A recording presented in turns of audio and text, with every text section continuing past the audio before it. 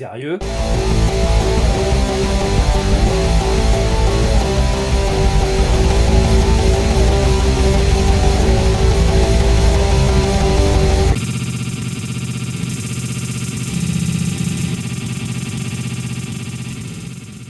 Salut tout le monde, j'espère que vous allez bien. Aujourd'hui, je voulais parler d'un sujet un petit peu spécial. Vous allez voir, c'est un petit peu compliqué.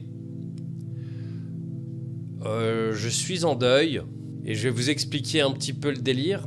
Mon briquet est tombé en panne. Ça peut vous sembler un peu con comme ça, mais finalement, ça m'a amené à réfléchir à pas mal de trucs. Et comme ça, on peut apprendre 2-3 merdes. Et puis voilà. Bon, alors je vous présente le défunt. Le voilà. C'est un briquet à la con, hein, un briquet Bic. Du coup, il est mort, donc du coup, j'en ai racheté d'autres. Et puis, j'ai pris des sans motif. Hein, voilà, il est tout con, voilà. Juste un petit truc pour commencer, je vais un petit peu parler de Bic. Hein, je suis pas sponsorisé, rien, mais tant qu'à faire, autant en parler. Parce que c'est un briquet Bic. Alors, l'entreprise Bic a été créée en 1945 par Marcel Bic, B-I-C-H, et pas Beach, B-I-T-C-H. Bref, du coup, ils ont commencé au début dans la papeterie, c'était des stylos. Donc on connaît tous les stylos Bic, hein, c'est ceux qui ont surtout promu les stylos billes. C'est ceux qui ont été mis en valeur, ils avaient racheté le brevet du stylo bille, et c'est eux qui l'ont mis en avant. Et du coup, ça a cartonné, et ça a très bien marché. Et Bic est devenu connu dans le monde entier. En 1970, d'ailleurs, ils ont sorti leur stylo 4 couleurs. Je pense que tout le monde a essayé, avec son stylo 4 couleurs, de sortir 2 couleurs en même temps.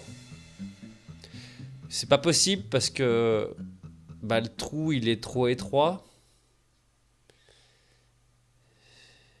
C'est bizarre ce que je dis, hein, quand même. Hein. Bref, du coup, le stylo 4 couleurs, ça fait quand même finalement 54 ans que ça existe. Et j'en ai une chier chez moi, je sais pas d'où ils sortent, mais j'en ai une chier. On s'en fout, tout ça pour dire qu'en fait, en 1973, c'est là qu'ils vont commencer à sortir leur briquet Bic. Parce qu'entre temps, ils se sont diversifiés, ils ont fait des rasoirs, des conneries et tout ça. Mais en 1973, ils ont décidé de sortir leur briquet. Un briquet jetable. Alors, certains vont me dire que c'est pas bien, c'est jetable et du coup, ça pollue. Je t'emmerde, je t'emmerde et je t'emmerde. Mais c'est pas grave. En tout cas, ça reste des briquets qui sont super bien foutus. Enfin, moi, n'importe quel briquet que j'achète, c'est souvent de la merde. Et les seuls qui marchent bien, c'est les Bic. Je veux pas leur faire de la pub spécialement, mais voilà, c'est les briquets qui marchent le mieux. En général, ça tient un bon moment, quoi. Tout ça pour dire que au final, ils sortent je ne sais pas combien de millions, je crois que c'est 3 millions de briquets par jour. Il y a des tests de ouf, tout ça, enfin bref. Le briquet Bic, c'est devenu une institution en fait, hein, limite. Donc voilà. Bon, vous allez me dire pourquoi ils parlent d'un putain de briquet Bic. Enfin, on s'en fout, enfin, c'est de la connerie. C'est juste que ce briquet là, ça faisait plus d'un an que je l'avais acheté. Et quand il m'a lâché, ça m'a fait chier. Pas parce qu'il marchait plus ou quoi que ce soit, parce que j'ai toujours des briquets de secours à la con qui sont pas des bics, c'est justement des briquets de secours. Mais en fait, ce qui s'est passé, c'est que je me suis dit, j'avais des souvenirs avec ce briquet. Et la particularité, en fait, c'est qu'il a des motifs. C'est pour ça que du coup, j'ai pris des trucs avec une seule couleur. Maintenant, au moins, je m'y attacherai moins. Mais c'est vrai qu'au final, ça m'a fait chier parce que quand il a cessé de fonctionner, j'ai un peu repensé à... C'est con, hein, mais à ce qu'il avait fait.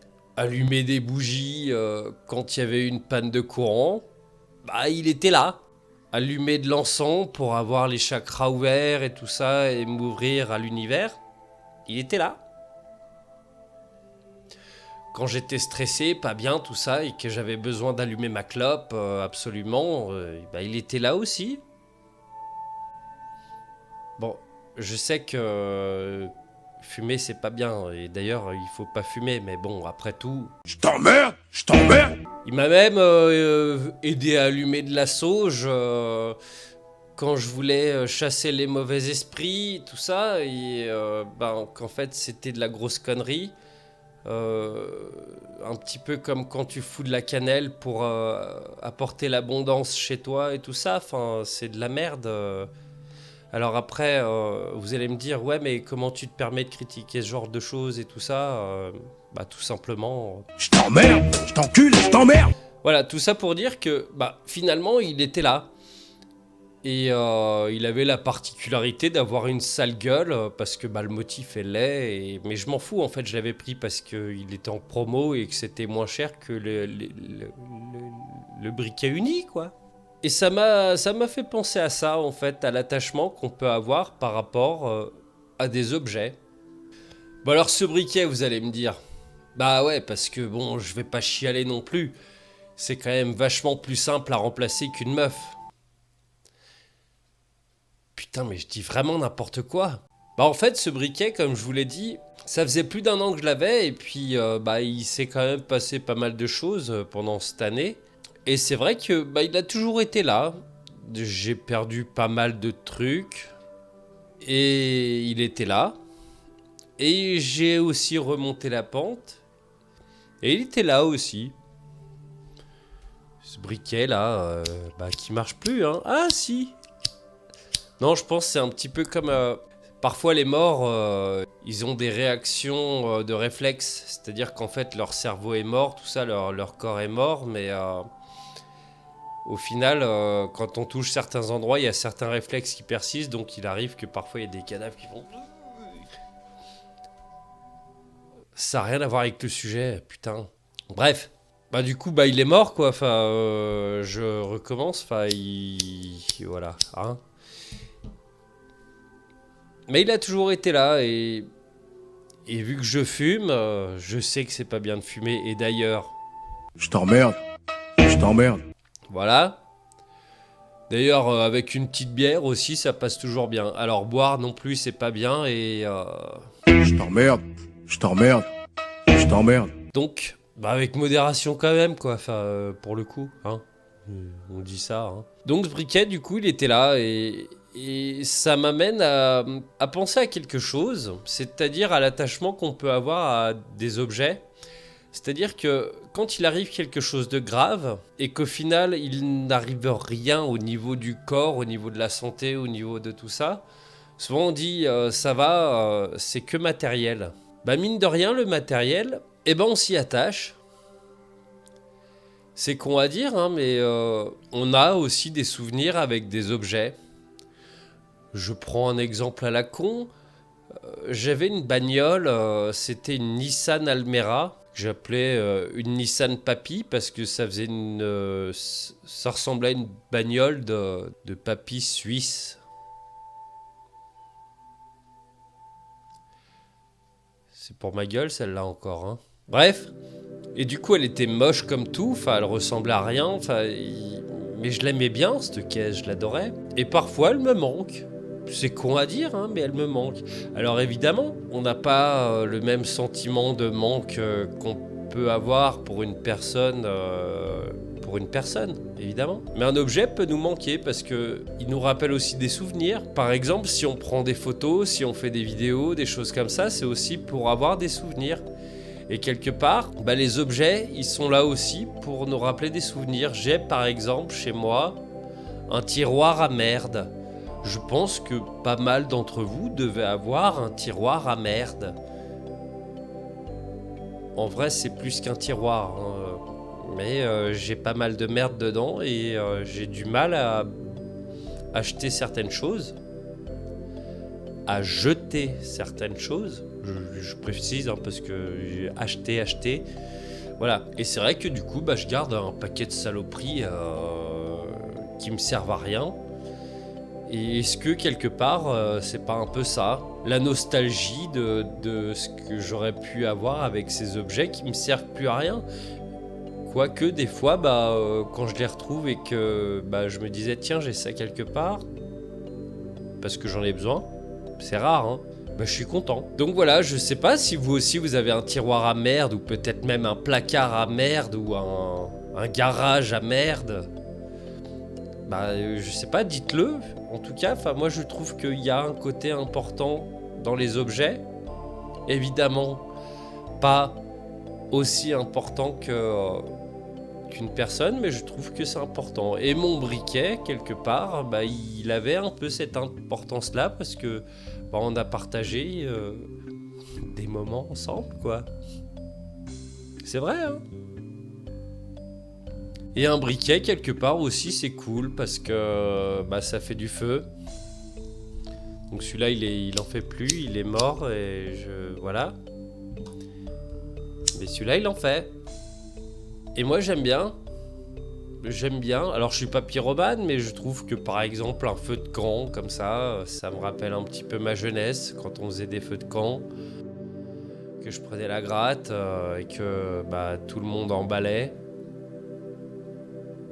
et que moi vu que j'étais à la gratte, je me retrouvais tout seul, quoi. Mais c'est des bons souvenirs, hein, malgré tout. Et du coup le feu, on l'allumait avec un briquet. Si, je t'assure. Donc voilà, c'était juste ça le but de cette vidéo, de dire que un petit objet ou un gros objet, je parle pas forcément de la valeur financière, parce qu'un briquet à la con comme ça là, ça coûte que dalle, hein. Ça peut avoir de l'importance, et encore une fois je vais m'en remettre, hein, dans 2 semaines je l'ai oublié. Mais il y a certains objets qu'on n'arrive pas à jeter, il y a certains objets qu'on a envie de garder, parce que c'est des souvenirs, parce que c'est important pour nous. Alors on peut juger, on peut dire c'est con. Des fois on va faire le tri et on va jeter certaines choses, peut-être avec un petit pincement, mais aussi est-ce que quelque part des fois c'est pas non plus bien de savoir tourner la page? Je ne sais pas. Parce qu'il y a des souvenirs qui sont toujours bons à garder. Bons ou mauvais. Ça aide aussi à avancer.